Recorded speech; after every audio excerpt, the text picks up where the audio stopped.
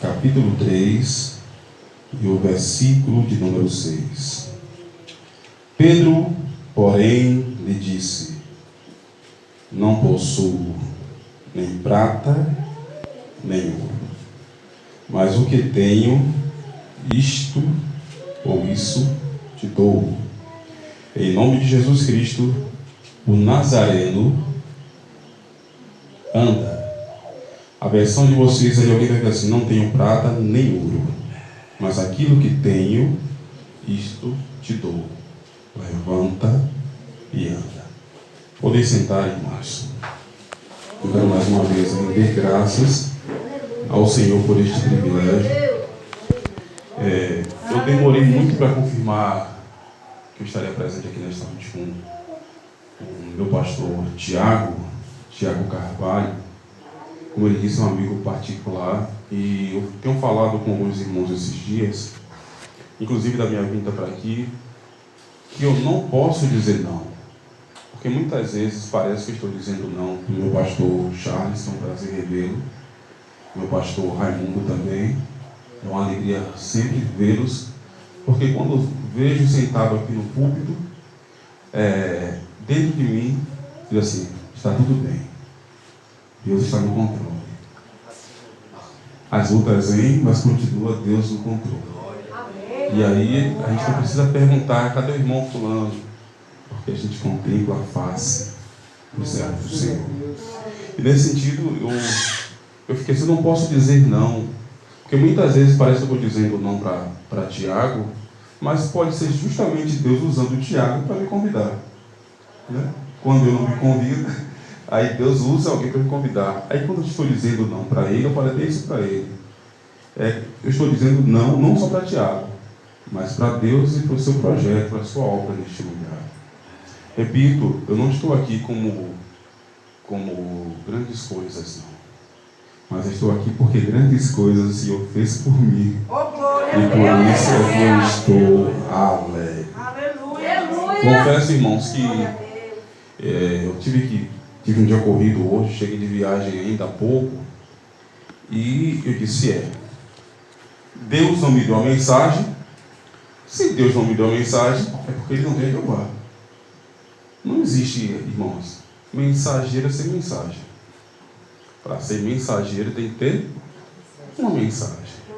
E para ter a mensagem, ou a mensagem é de cunho pessoal, ou tem que ter aquele que envie para ele, né? O chamado remetente.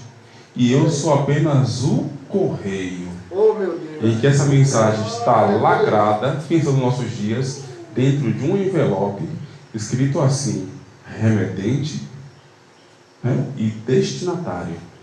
Se eu sou apenas o envelope, aonde o Senhor colocou uma mensagem, é porque o nosso Deus é o emissor, aquele que envia a mensagem, e os destinatários são vocês e eu também. E aí, quando eu estava saindo de casa, já com esse pensamento: se Deus não me deu a mensagem, eu vou confirmar. De repente, Deus jogou um flash na minha cabeça. Eu não tinha como anotar, irmãos. Eu saindo, jogou um flash na minha cabeça, trouxe algo, justamente desse capítulo de número 3, e o versículo que nós lemos. Se os irmãos perceberam, eu não tive tempo nem de fazer nada. Falei com o Tiago: Tiago, deixa para depois, deixa você voltar para casa. E aí eu fui parando aqui e fui tentando colocar aquilo que Deus me deu, complementação agora. Ainda há pouco, chegando ali no carro. Senão eu tenho que anotar. E aí nós lemos sobre a passagem daquele homem que era considerado imundo, irmãos. Na lei mosaica, quem praticava a obra de mendicância e pedia esmolas para viver era considerado imundo.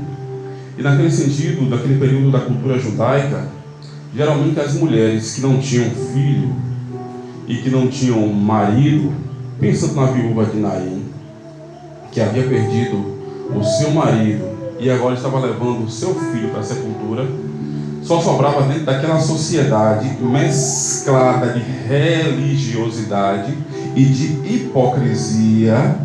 Religiosidade porque dizia que a mulher não poderia assumir a direção da casa e preferia deixar a mulher morrer de fome ou voltar para a casa do seu pai, se é que aquela mulher tinha pai. Ou então a terceira hipótese, mendigar. A hipocrisia encontra-se em, se a mulher não tem pai e ela teria que mendigar, a hipocrisia vem que algumas mulheres serão viúvas e iam se prostituir para poder levar a comida para dentro de casa. E aí o que acontece? Essa expressão de mendicância dentro do texto bíblico está associada ou quase associada a uma maldição. A mulher ou o homem que chega ao ponto de mendigar, dentro daquela visão ali, especialmente farisaica, tinha sido amaldiçoado por Deus. Por isso que ele estava ali. Nós estamos vendo esse personagem que a Bíblia não retrata o nome dele, quem ele era, qual era a sua origem, se ele era filho de uma das tribos de Israel, como Levi, por exemplo. Pensando na tribo de Levi, ele poderia ser um porteiro, pensando nos tempos de Davi e de Salomão, poderia ser um porteiro, ele poderia ser um músico, ele poderia ser alguém ligado à família de Coate, e aí estreitando um pouquinho mais a família de Arão, e ser um sacerdote. Mas o que foi que aconteceu na vida deste homem para que ele se tornasse mendigo? E aí tem uma coisa interessante. Nós vimos Bartimeu. Bartimeu é mendigo numa cidade chamada de Jericó, que está a alguns quilômetros de distância de Jerusalém. Hoje Jericó, ela é a capital do país palestino. Hoje Jericó não pertence a Israel, pertence ao país palestino. Mas esse homem está em um lugar que, pela visão religiosa, não deveria estar. Não sei se os irmãos conseguiram entender. Se a visão religiosa proíbe uma série de coisas que a mulher não deveria fazer, ou que aquelas pessoas que eram consideradas amaldiçoadas não deveriam estar, as pessoas que mendigassem deveriam estar igual Bartimeu, no caminho, em outro lugar. Mas esse personagem está na porta me perdoa a expressão ruim, na porta da casa de Deus. E ele está onde? No templo, na frente do templo, e não é qualquer porta. É claro que aqui está na nossa versão, né? Mas é uma porta chamada de Formosa em língua portuguesa. As pessoas poderiam levá-lo para o tanque de Betesda, para que ali o anjo movesse as águas, quem sabe esperasse um milagre, algo sobrenatural da parte de Deus enviado por um anjo. É claro que existe uma teoria para isso, que eu não vou entrar aqui. Mas de repente, ao invés de levá-lo para resolver o problema deles, ao invés de colocá-lo dentro do templo, mas ele também não podia entrar. Sabe aquela pessoa que está na porta do céu que nem entra e não deixa que o outro entre? O mendigo está ali, irmãos. Para entrar no templo, o mendigo cobrava pedágio. Cobrava pedágio. Estendia as mãos para as pessoas esperando alguma coisa. Alguém pagava se quisesse, doava se quisesse, dava se quisesse. Mas ele era colocado ali. E aí tem uma coisa interessante. E dá a entender que ele era paraplégico, paralítico, coxo, aleijado. O texto transparece que ele tinha problemas nos seus membros inferiores, nas suas pernas, e ele não poderia se levantar. Então, as pessoas, ao invés de buscar o socorro daquele que tudo poderia fazer, e dá a entender também outra coisa, irmãos. O capítulo 3 de Atos não está tão distante do capítulo 21 de João, porque Jesus, depois que ressuscitou, irmãos, a ressurreição de Jesus foi tão miraculosa, foi tão surpreendente, que diz o texto bíblico que ao ressuscitar ou ao morrer e ser sepultado, diz que os túmulos também foram estremecidos, a terra tremeu, irmãos. O sol deixou de brilhar, houve trevas até a hora X. Não vou dizer a hora, né? Vai que eu é. Até a hora X. E aí, quando isso aconteceu, a glória de Deus se manifestou com a morte de Jesus, rompendo não só o véu, mas rompendo as lápides, rompendo os túmulos. E quando, oh glória, se faz aqui, irmãos, movendo as águas. E quando isso aconteceu, não é uma coisa da mente humana, não, nem como dizem alguns aí, uma questão de esquizofrenia coletiva, de loucura coletiva, não. Todos viram, e o apóstolo registra que muitos mortos, não foram aqueles que morreram com Jesus, não, viu? Não foi Lázaro que morreu com 4 dias, não. Muitos mortos foram vistos andando pela rua de Jerusalém, por onde aqueles homens pegavam esse aleijado para andar e levar até o templo. Grande Deus, aleluia. Não sei se vocês vão conseguir entender, irmãos. Se esse homem tivesse, se isso aqui levou 1 ano, 2 anos, 3 anos, 4 anos, e esse homem já tem um tempo, já tem uma idade para ser mendigo, ele não era um jovem, ele não era uma criança, ele já era um homem. Então, ele chegou a conviver com esse período da crucificação de Jesus. Ele ouviu em algum momento falar de Jesus. Ele tinha mais de 20 anos. Aleluia! Glória a Deus!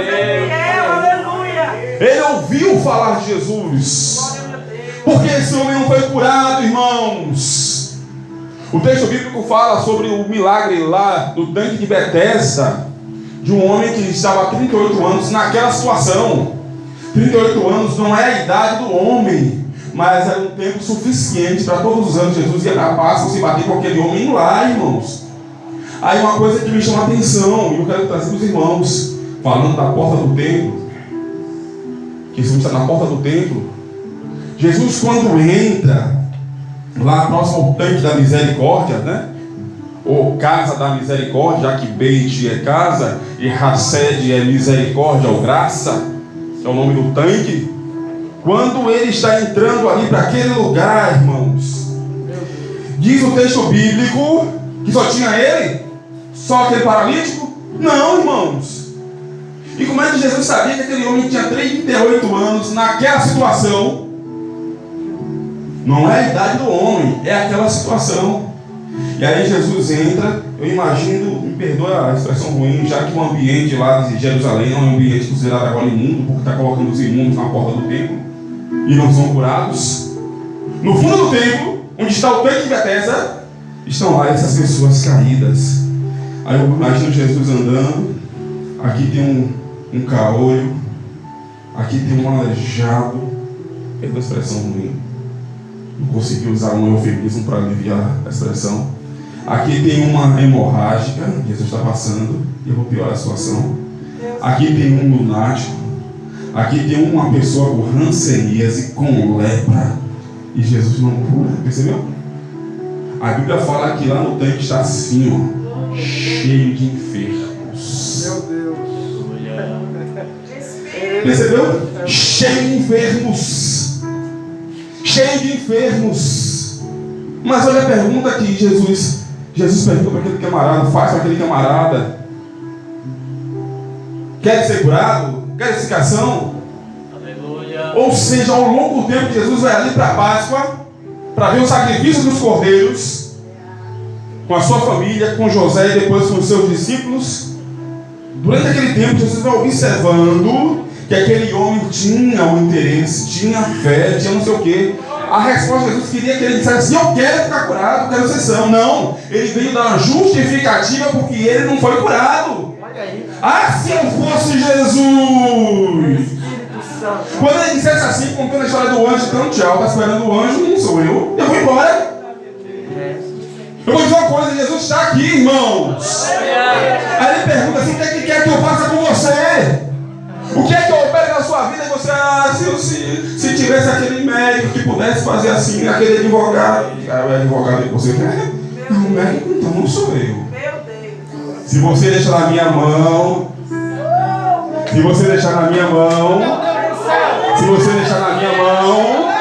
eu me encarrego de resolver. Vou usar uma expressão que ele usou comigo. Fala, Jesus. Você procurou muitas portas. Eita, Espírito Santo. Se você tivesse me procurado, Olha aí. eu já teria resolvido. Eu já teria resolvido. Alabaia. Glória, meu Deus. E aí ele falou, irmãos, aqui com Pedro. Deus vivo. O tempo está indo embora, eu quero encerrar. Ele falou ali, Pedro falou para ele: primeiro, olha para nós. Colocando Pedro mais João na posição de Jesus, era como Jesus disse assim: olha, eu estou aqui, olha para mim, olha para mim. Olha, não é você dizendo assim: ó, Jesus, olha para mim, não. Porque esse Pedro está na posição de Jesus, por quê? Porque a palavra cristão, para alguns, a definição é um pequeno Cristo, ou alguém semelhante a Cristo. Aí imagina quando ele está dizendo assim: olha para mim. É Jesus, olha para mim. Eita, meu O Deus. foco do teu olhar não está em mim, Eita, Jesus. está naquilo que eu posso dar. Olha para mim. Deus vivo. O teu olhar está desviado. Olha para cá, olha para mim. E aí tem um detalhe: ainda que o teu propósito seja diferente do de Deus, mas quando você olha para Ele, Ele te indica a direção certa, por onde você deve passar. Meu Deus. Olha para mim. Espírito. Diz o texto bíblico que Ele olha. A Bíblia chama de fitar, fixar. Ele fixa os olhos dos dois. Eu estou falando isso aqui, me vem a lembrança de Abraão. Abraão, quando recebe a informação que Sodoma e Gomorra será destruída, vão 3 representantes do reino celestial. E aí entende-se que é a manifestação de forma teofânica do Pai, do Filho e do Espírito Santo. Glória a Deus. E aí o que acontece? 2 partem para avaliar a situação de Sodoma e Gomorra, se procede aquilo que estão vindo lá nos céus sobre eles. Mas um fica com Abraão. Conforme a cultura judaica, o anfitrião, ele acompanha ou acompanhava o seu hóspede até os limites do seu território. Abraão vai andando com Deus, porque esse que fica representa o Pai. Vai andando com o Pai até os limites do seu território. Quando chega no limite, ele passa na frente de Deus e diz: espera um pouco. Espera um pouco. Aleluia. Não vai ainda não, espera um pouco. Ouve a minha petição. Espírito Santo. Ouve a minha oração. Eita, meu Deus. Vai o Senhor destruir o justo com o ímpio. É, Senhor. Em plena pandemia do Brasil, meu Deus, o Senhor vai destruir o justo com o ímpio. Olha aí. Espírito Santo. Em pleno século 21, meu Deus, o Senhor vai matar o justo com o ímpio. Olha isso. Meu Deus. Deus olha para Abraão e diz: não, Abraão.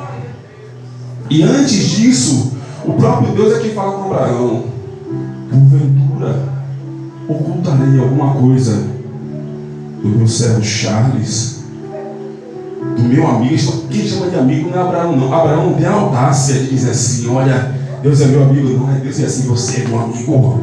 Você é meu amigo. Você é minha amiga. E essa mesma frase Jesus repete lá com seus discípulos: não vos chamarei mais de servos, mas sim de amigos. Porque o amigo sabe o que acontece dentro da casa do seu Senhor, os seus segredos. Glória, meu Deus. Olha, Ai, Pai. eita, Espírito. Ele olha para Pedro e diz que ele olha, e a intenção dele ainda continua na terra, esperando receber alguma coisa. E diz o texto bíblico que Pedro, olhando para eles, diz assim: olha, não tenho, foi isso que Deus colocou no meu coração, não tenho prata e não tenho ouro, mas para aqui. Quando Pedro diz para ele: não tenho prata e não tenho ouro, nós temos vários ensinamentos dentro dessa expressão de Pedro. Porque a prata no Antigo Testamento, inclusive no Novo, se apresentado, está relacionada com o resgate de uma alma, com a compra de escravos. Quando nós olhamos a profecia que está no Antigo Testamento sobre a compra do campo do oleiro que acontece com Jesus, nós percebemos que o sangue de Jesus, a traição de Judas, foram 30 moedas de prata. Pedro diz assim: olha, eu não tenho dinheiro para comprar você dessa escravidão que você está. A situação dele não era de filho de Abraão, de filho da promessa, de filho de Deus, não. Na visão da cultura judaica, era de um escravo do inimigo amaldiçoado. Ele diz assim: eu não tenho prata. Em outras palavras, eu não tenho condição de te resgatar deste cativeiro. Olha aí. Porque os escravos eram comprados nas praças. Por exemplo, lá no Egito, quando esse Potifar comprou José, ou pelos amalequitas, inimigos de Israel, que foram comprou José, os seus irmãos não tirou dinheiro do bolso. Prata, não tenho prata. A outra coisa que ele diz assim: não tenho ouro. Irmãos, se a prata está ligada ao resgate da alma, o ouro está ligado à divindade, à realeza. Nós olhamos lá no Antigo Testamento, nós vimos a arca. Ela era de acácia, sim, uma madeira tortuosa, mas para corrigir as suas falhas, os seus defeitos, ela foi toda coberta de ouro, por dentro e por fora. Ou seja, as suas falhas foram cobertas pelo ouro puro. Foi coberta pelo ouro puro. Quando alguém olhava, que olhar suas falhas, via o quê? O ouro. E o ouro representa a divindade, especificamente de Jesus. Quando a gente olha para o tabernáculo, e aí ele diz assim: não tenho ouro. O que é que Pedro está dizendo? Eu não sou um Deus como Marte, como Mercúrio, como Vênus, como Atenas, como Apolo. Eu não sou um Deus. Eu não tenho capacidade de resolver esse problema seu. Eu não tenho capacidade de solucionar isto. Mas tem outro detalhe também, já que estamos falando de prata e ouro, para a gente ir para o encerramento. Ele diz assim: não tenho prata e não tenho ouro. Assim, eu não tenho riqueza, eu não tenho finanças. Ainda que eu tivesse dinheiro, a medicina atual não consegue colocar um paraplégico em pé e andar sozinho. Ainda que estou com todo o avanço do ser humano, mas a medula óssea e a medula espinhal desse camarada está prejudicada. Não sei se ele caiu quando era criança, como foi com Mefibosete. Não sei se ele já nasceu com as pernas paralisadas e sofreu uma poliomielite e está com suas pernas enriquecidas, secas. Não sei o que aconteceu com ele, mas Pedro assim: ainda que eu tivesse prata e ouro, isso não resolve. Só que ele diz assim: não tenho. E nisso aqui, o tema dessa mensagem é o sobrenatural de Deus naquilo que eu não tenho. Porque se eu tenho, a gente diz para Deus: eu só não preciso fazer nada. Mas os milagres de Deus acontecem na minha impossibilidade, naquilo que eu não tenho, naquilo que eu não posso, naquilo que eu não faço, naquilo que eu não sei. O Espírito Santo revela, o Espírito Santo fala, o Espírito Santo ministra, o Espírito Santo, através dos dons espirituais, opera no meio da igreja, naquilo que eu não tenho. Olha aí. Quantos foram alimentados sem ter R$1, R$1 para poder comprar o alimento? O alimento chegou à mesa dele. Ora, diga Elias. Aleluia! Quantos estavam endividados? prestes a ter as suas contas bloqueadas e serem conduzidos, presos e perder os seus bens. E o sobrenatural de Deus entrou nesse problema. Ora, diga a viúva, do capítulo 2, do capítulo 4, versículo 1 em diante, lá de 2 Reis. A viúva do profeta. Havia um problema, irmãos.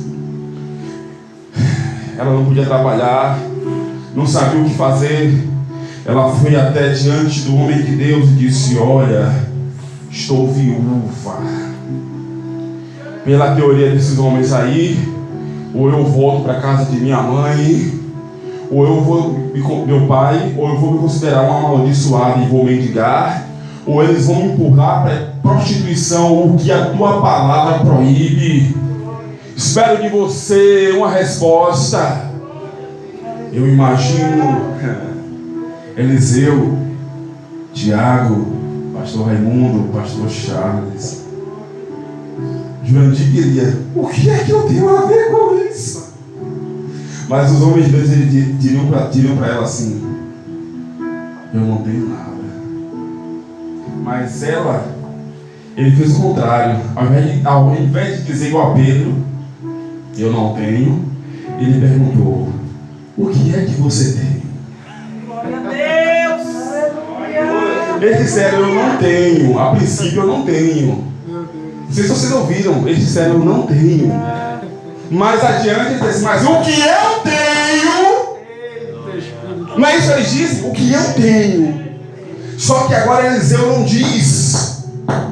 Vocês vão entender. Eliseu não diz o que eu tenho. Eliseu, representando Jesus, diz assim: o que é que você tem? Tem alguns irmãos que dizem assim: eu tenho uma dor nas costas, eu estou com dor no joelho, eu estou com dor nos pés. Tem gente aqui que quer dizer isso mesmo.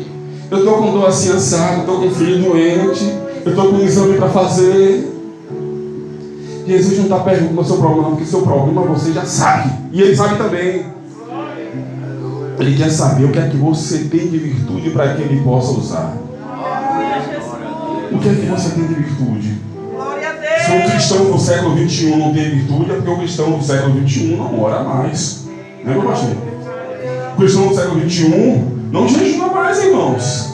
Isso é cafona, irmãos. Isso é porque por exemplo, antigamente, de Gunnar Wingre e de Daniel Berg, não vale mais não, irmãos. Aleluia. O cristão do século XXI não lê mais a Bíblia, não, irmãos. Como é que você vai apresentar para o profeta quando ele perguntar: o que é que eu tenho? O que é que você tem? Vai apresentar as queixas. As queixas que você já apresentou diante de Deus em oração. Agora Deus quer responder e resolver o teu problema. Dá uma solução. Olha o tema da mensagem: o sobrenatural de Deus naquilo que eu não tenho e naquilo que eu tenho. Eu poderia citar outros profetas, o profeta Elias com a viúva de Sarapta ou de Zerapate. Ela vai dizer assim: olha, tua filha não tem nada a não ser um pouquinho de azeite, não é, na botija, e um pouquinho de farinha. Percebe que tem alguma coisa, irmãos? Oh, Moisés, diante de Deus, capítulo 3, Deus fala com Moisés, irmãos. Há um silêncio de Deus em relação ao povo de Israel de quase 40 anos. De repente, Deus aparece para um camarada que ouvia falar de Deus pela sua mãe, Joquebede. E aí Deus aparece para ele, faz uma proposta para ele. Ele diz assim: eu não tenho. Ah, se eu fosse Deus, ia dar um pescoço no pé do ouvido de Moisés. Acorda, Moisés, não é tu não, sou eu que vou fazer atrás de você. Eu vou piorar a situação. Acorda, igreja de lama branca. Não se preocupe, não sou vocês que vão fazer, não. Sou eu que vou fazer através de vocês. Só quero que vocês me emprestem um vaso. Só quero que vocês me forneçam uma vara. Sabe o que Deus faz com Moisés? O que está na tua mão, Moisés? Uma vara. Usa a vara. Vou encerrar, irmãos. Aleluia. Não tenho prata. Glória a Deus. não tenho ouro, Aleluia, Jesus. mas o que tenho. Meu Deus. Eu imagino Jurandir Meu Deus. ia fazer assim Meu Deus.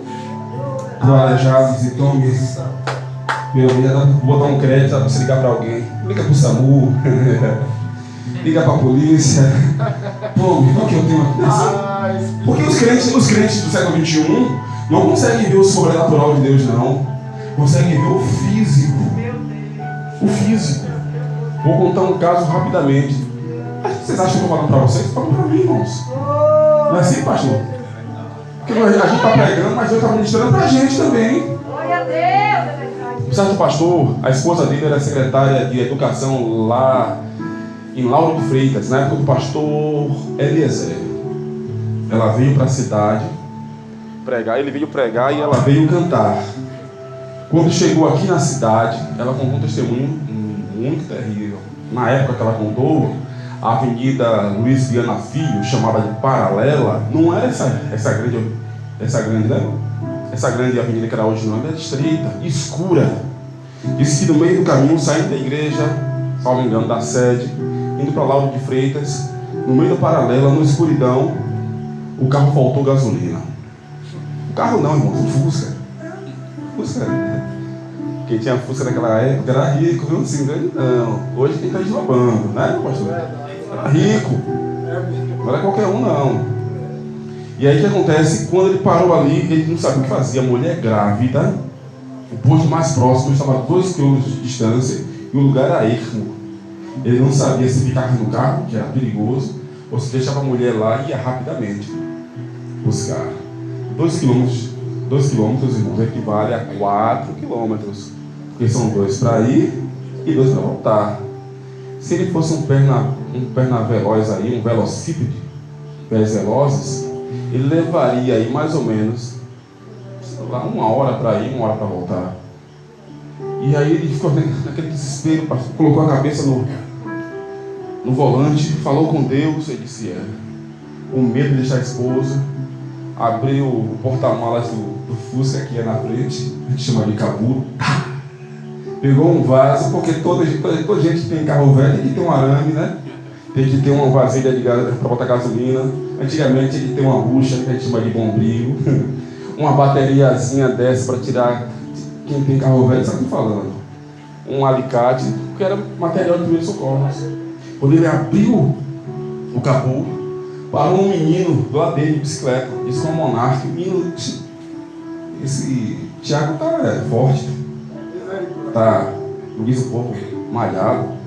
Esse menino era, o menino cagou também, esse menino não tinha nem carro, era essa pele. Aí ele olhou assim, menino pequeno, falou assim, o que foi que aconteceu? O que foi que aconteceu? Ele disse, o carro quebrou aqui e tal, falta gasolina, esse foi daqui, o menino falou assim, monta aí na garupa. Ele grande, ele era mais alto que eu, moço. Esse irmão era forte, pastor.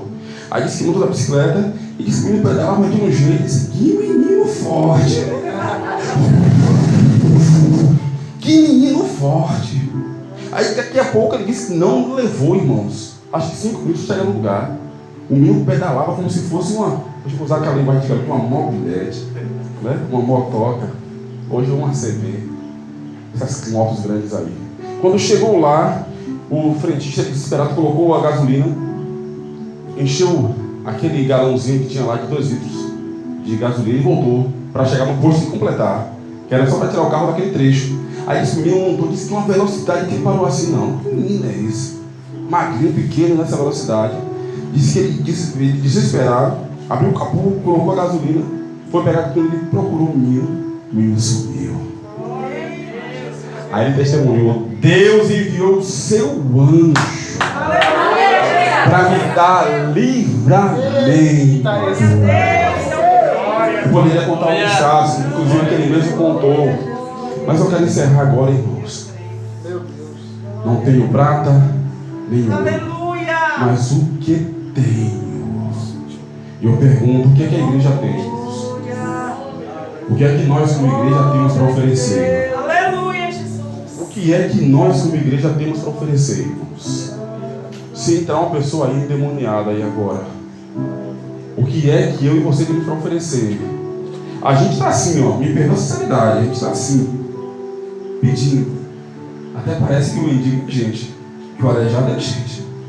Está pedindo. Mas nessa noite, Deus quer alguém que tenha algo para dar, para oferecer, irmãos. E eu vou dizer uma coisa, e Deus não conta com os irmãos de Santo Amaro, não. Para aqui não. Deus não conta com os irmãos de Cachoeira, não. Para aqui não. Deus não conta com os irmãos de São Félix. Para aqui não. De Maragogipe também não. De Salinas da Margarida também não. De lá de São Francisco do Conde também não. De Salbara também não. Os profetas que Deus quer usar estão sentados aqui ouvindo essa palavra. Deus conta com você. Eu creio.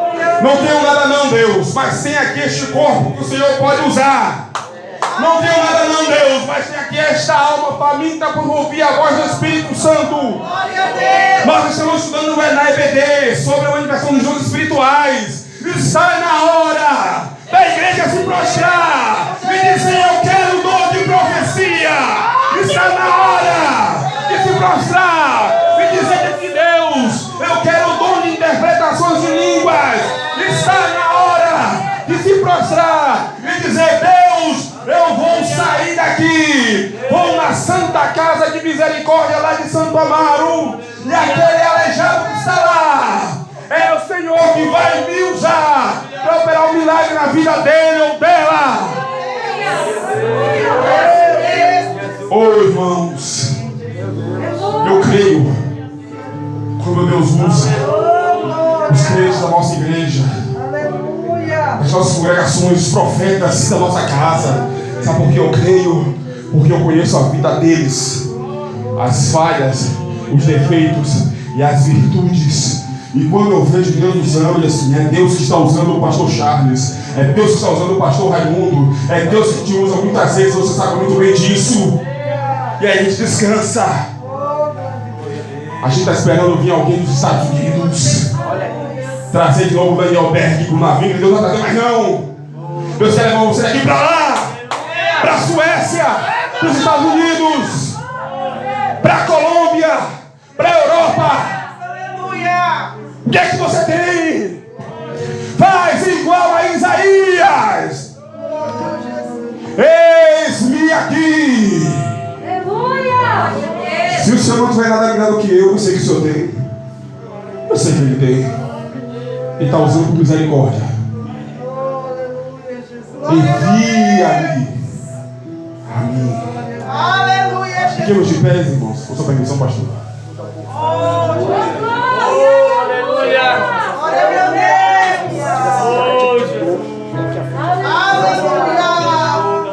Com a autorização do pastor de vocês, ele pediu para encerrar com aquela oração de clamor nessa noite.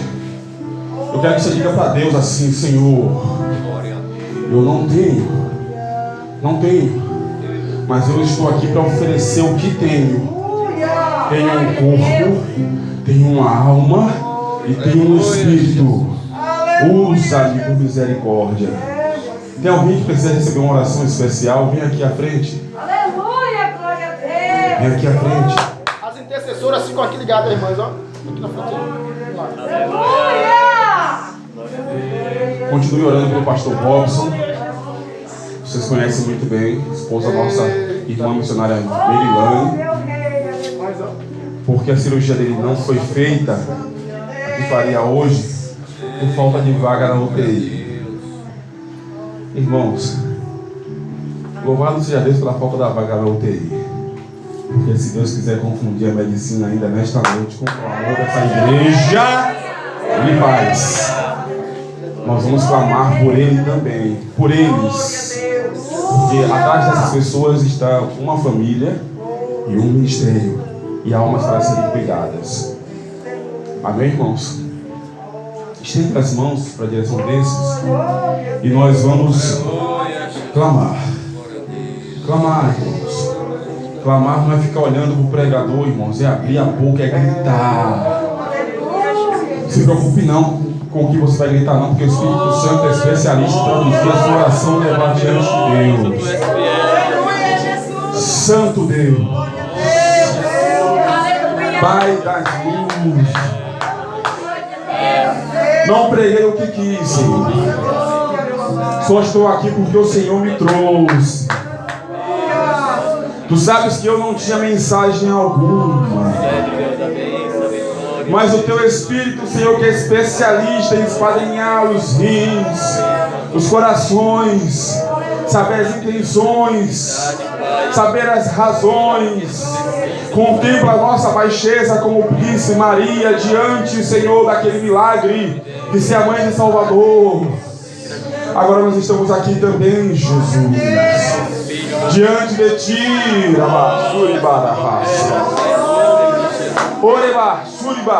diante de Ti, Senhor, dizendo que talvez nós estejamos como aquele que diz que não tem, mas a Bíblia me diz que o Espírito Santo veio para ficar com a igreja, então nós temos a Tua presença.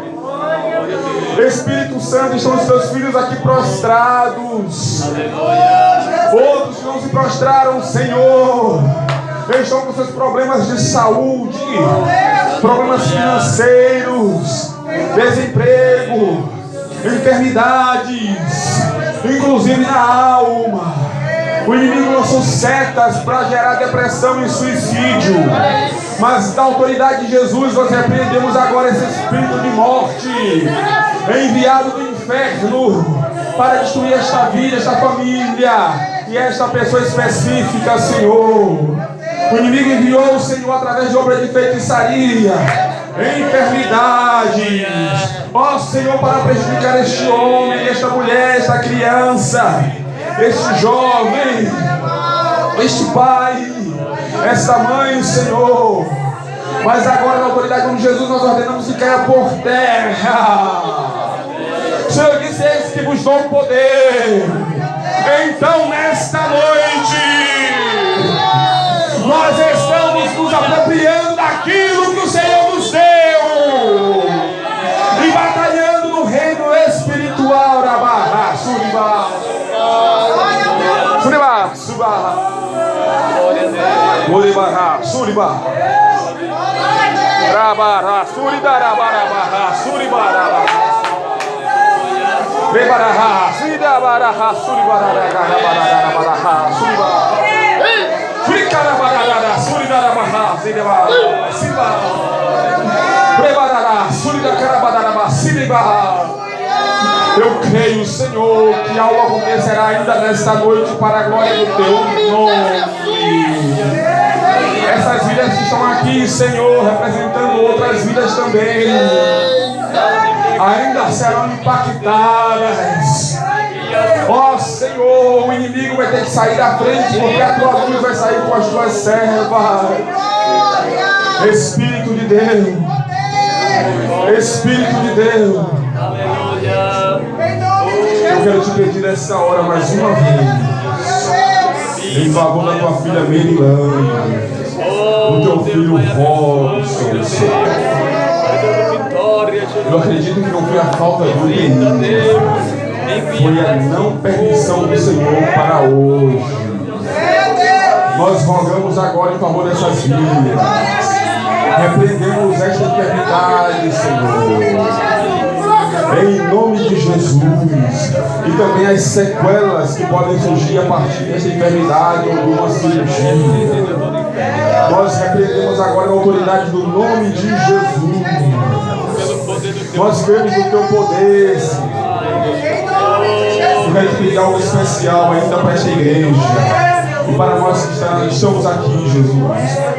Tu sabes que depois que nós terminamos de pregar, de cantar, de orar, de cultuar o Senhor num culto como esse, muitas vezes acontecem retaliações do inimigo, setas, ameaças, flechadas, calúnias, perseguições. Eu quero te pedir agora, Senhor, blinda cada família representada aqui, inclusive aqueles irmãos que não vieram para este culto nesta noite.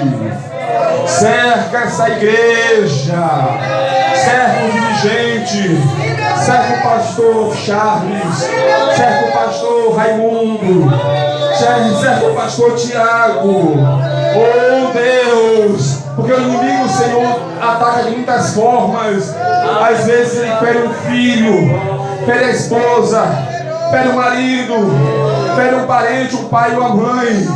Mas nós agora estamos te pedindo, Senhor, uma blindagem sobre as pessoas que estão aqui, e aquelas que estão nas suas residências, para que todo mal, todo ardil do diabo, todo olhar criminoso e maligno, derramador de sangue, seja repreendido